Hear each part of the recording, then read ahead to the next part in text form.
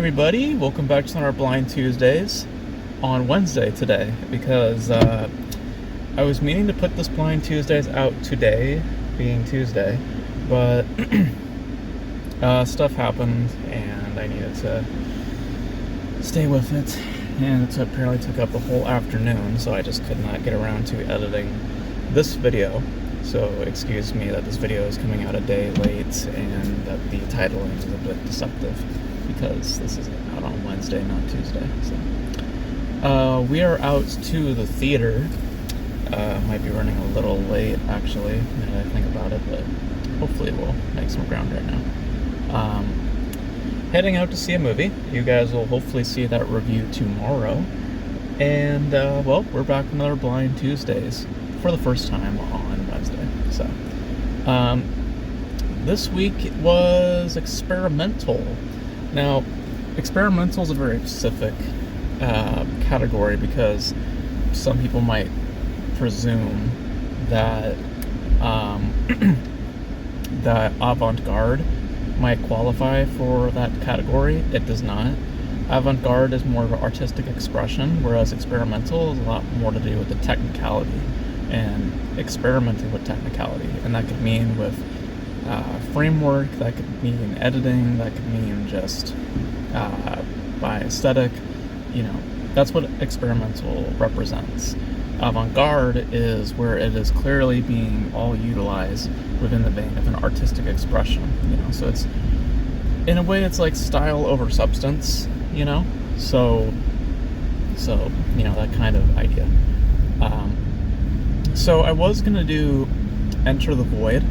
I was kind of set on doing that, Gaspar Noé, but to be honest, I just wasn't really into watching something real arresting. From what I was told, Gaspar Noé can be a bit of an extremist, at least from what I was told. I don't know. The only film I've ever seen of his is Vortex, which was really fucking good, but apparently it's the polar opposite to who he is as a filmmaker, so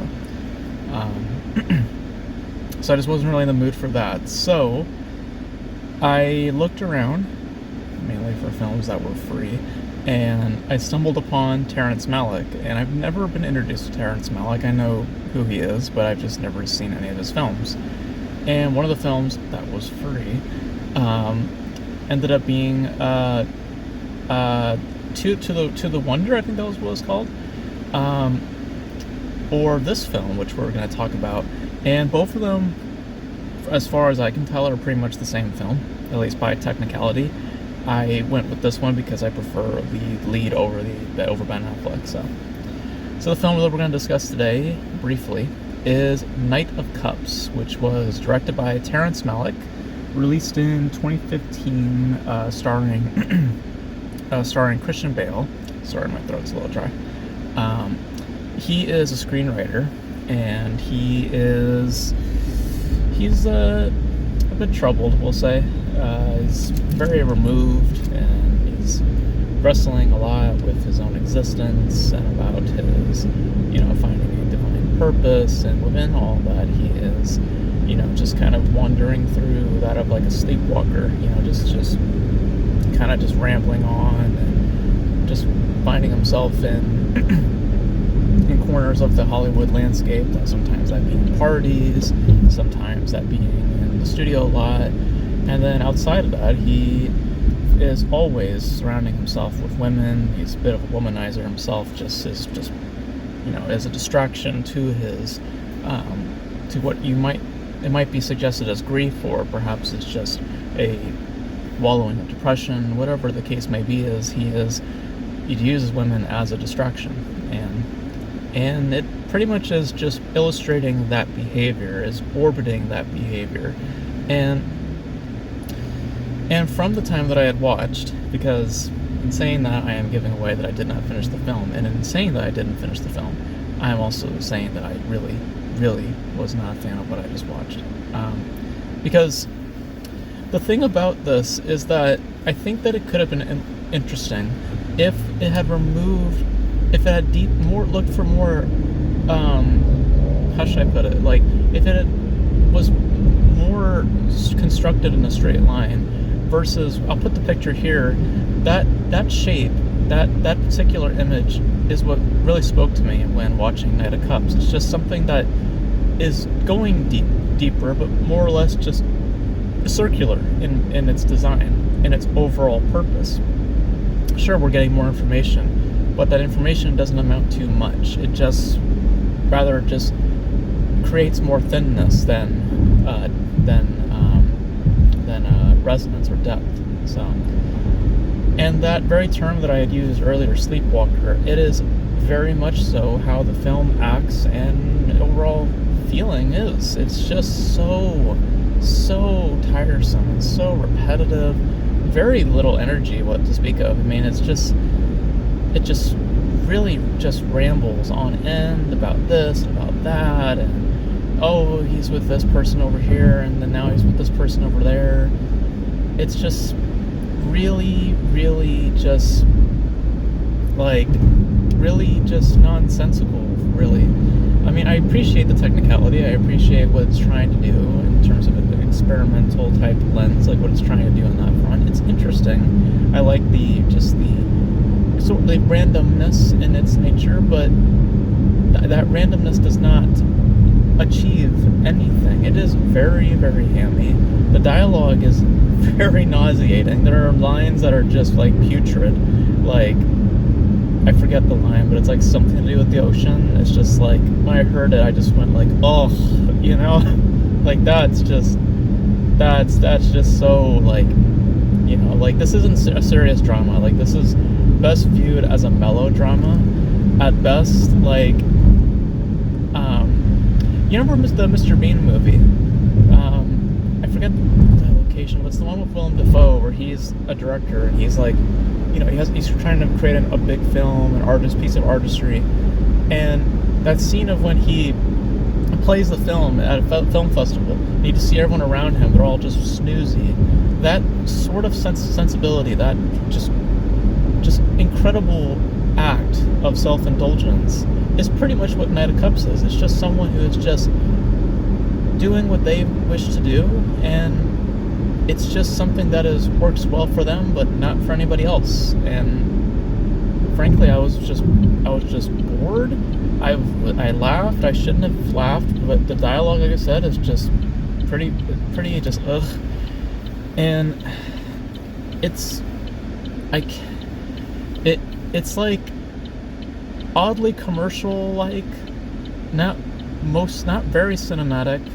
At times it can be, mainly by how it's framed, how it's shot. It's interesting at points. I mean, like I said, visually it can be nice to look at, but in its context and its overall design, its nature, its purpose, it really doesn't do much. The definition of a sleepwalker is very much so the overall attitude of the film, and that doesn't really do much for me. I found it to be very, just really meaningless. And I get that the context of that character might lend itself to that sort of definition, or it might, you know, like that's the entire point, right? It's like, yeah, but you can't express that in a more meaningful way.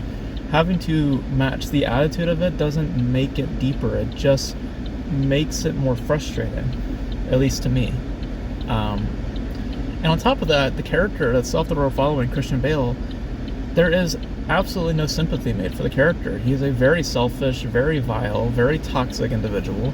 And yes, he's dealing with something, you know, I get it, but doesn't mean that his actions are justified or that we can understand. I understand rudimentary, I understand why he feels to do these things to some extent, but it doesn't make it okay.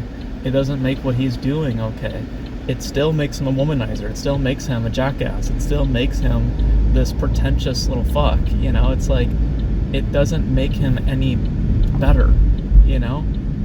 So you have writing that is very just, ugh. You have a framework that is interesting, mainly by just how it looks, and a craftsmanship that is just extremely narrow-minded. It is just bathing in this one idea the entire time about one's detachment from themselves, about their very existence. that one philosophy, that one statement is what the film is concerned with, and it seems to be concerned with the entire time. And it's 2 hours long, and I gave it about 50 minutes, and then I just said, you know what, I'm done. I don't think I need to process this anymore. This is just really pretentious, very self-indulgent, and I have better things to do. And turns out I did have things to do. But literally the time that I had finished watching it, or decided to stop watching it, I immediately had to go do something else. So and it dropped on me. It wasn't like something that was already I knew about and I had to do. It was like the minute I had finished it, something had popped up, and then I just had to go do that immediately. So, so yeah. So it's just really meaningless stuff, and just like snoozy. It's just, I don't know. I couldn't really take it seriously at all. And I don't see the artistry. It is as it is. It is experimental, but only in the context of my definition, in that it is just style over substance. And yeah, it definitely is trying to present style, but that style creates nothing out rather than just style itself.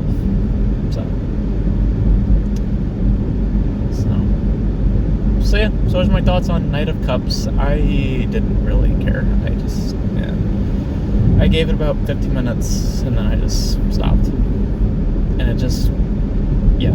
I watched a scene afterwards, and it's just like, yeah, this is the same fucking bullshit. It's just like the same stuff being said over and over and over again. And it has no new angle, no new, like, ways to deepen it more. It's just, no.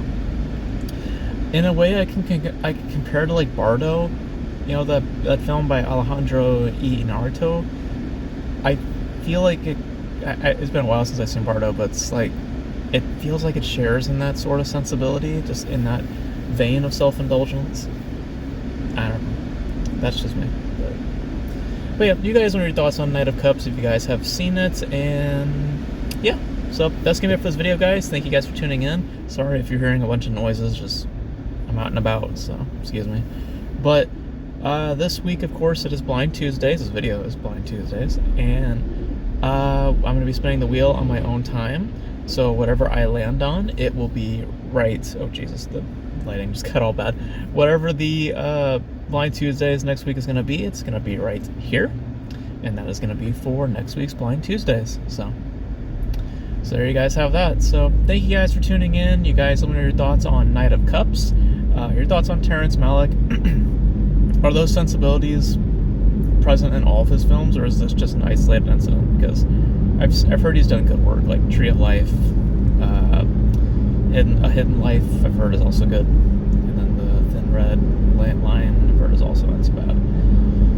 But, and also, is To the Wonder, is that what it's called, by the way? The one with Ben Affleck? Are they like basically the same film? Because it seems like they're basically the same film. I don't know. You guys let me know. Let me know all your thoughts in the comment section below. And that's going to be it for this video, guys. Thank you guys for tuning in. And until then, I will catch you guys in the next video. Bye.